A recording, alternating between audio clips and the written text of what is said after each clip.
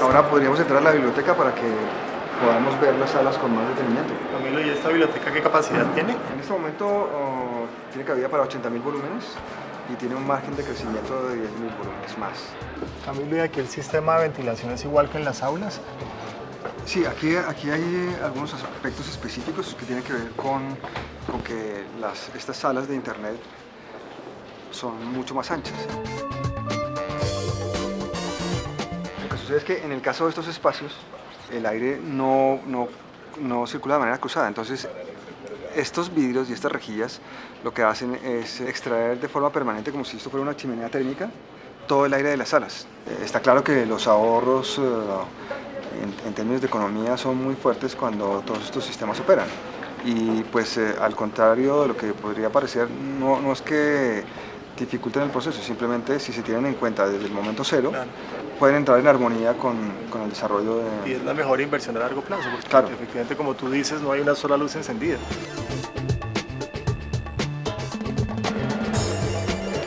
Lo que pretendíamos es que el edificio potenciara eso, el parque y el uso. Entonces, esa es un poco como la razón de ser de la disposición de los elementos y de los materiales que resolvieron el edificio. El caso, por ejemplo, de los materiales que se usaron para los cerramientos blancos, eso es un superboard de alta densidad con una pintura de base mineral que se trajo de Alemania, y entre sus enormes atributos, pues, que tienen que ver con el montaje, con la ligereza, está el de que es anti-graffiti. Y eso, pues aquí en la universidad es un tema muy importante. Permite que pues, cualquier mancha se pueda sacar con mucha rapidez sin necesidad de invertir en pintura, que es un gasto muy fuerte.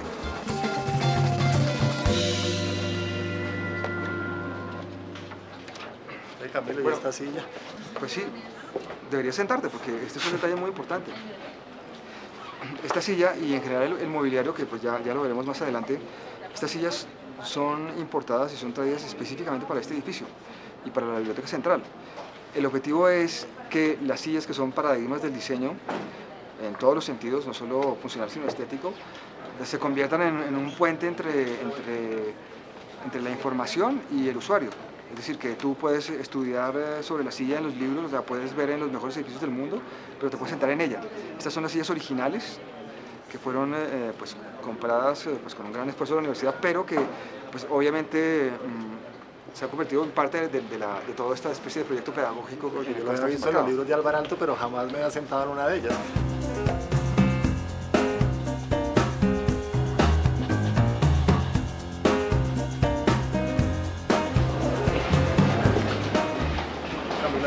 Vamos a seguir hablando de cine, claro. Así que te invito a que veamos ahora un corto animado también colombiano que ha participado con éxito en varios concursos y que acaba de salir en DVD. Ah, pues qué bien.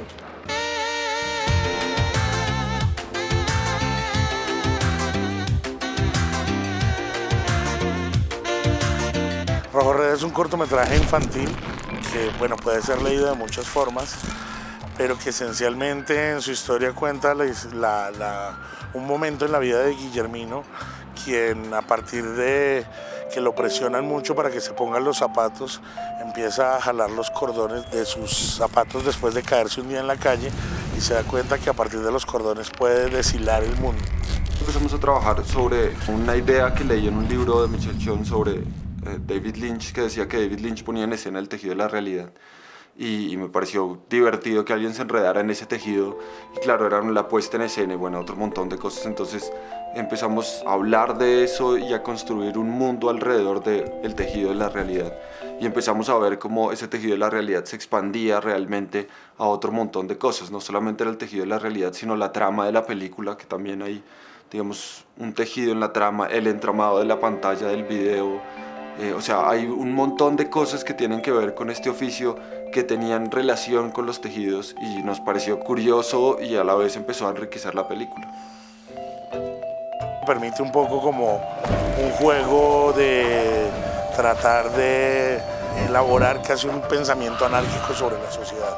Creo que también la apuesta del director en este caso no es solamente contar una historia infantil, sino tener muchos más niveles de lectura detrás de esa historia infantil y hablarnos como de la represión y hablarnos como de otra serie de temas que le resultan importantes a él a partir de este cortometraje. Duramos 3 años haciendo la película, desde, digamos, día de la idea, pues 3 años en donde fue 1 año trabajando en el guión, previsualización, en el diseño de todo, 1 semana de rodaje y 2 años de animación y postproducción. Los paradigmas que ha roto Rojo Red son muchos en muchos niveles. Desde lo técnico, creo que hay una apuesta gigante en la combinación de no solamente de formatos, sino de técnicas. El tema de meter 3D con un poco de stop motion, con animación digital clásica, pero además con imagen real, hacer green screen, hacer, digamos, sumar una cantidad de técnicas que no era por sumarlas o por hacer la experimentación, sino porque la historia en realidad lo necesitaba. No es un corto local que se tiene que entender dentro de un contexto y que de cierta manera está fundamentado en es que sí, pero es que acá no hacemos mucho cine, entonces el corto de pronto no quedó tan bien. Y sí que hay muchos cortos por sus medios y por sus cosas que se quedan en esa excusa y pues es muy triste porque hay mucho trabajo que se pierde dentro de un corto.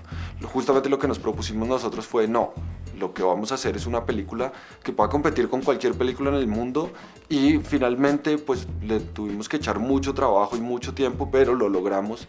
Se estrellaron frente a muchas cosas, pero al mismo tiempo lograron ser un poco visionarios en el sentido de permitirse decirle al resto del mundo que para hacer un cortometraje no hay que hacerlo ni excesivamente barato ni tratar de eliminar todas las dificultades.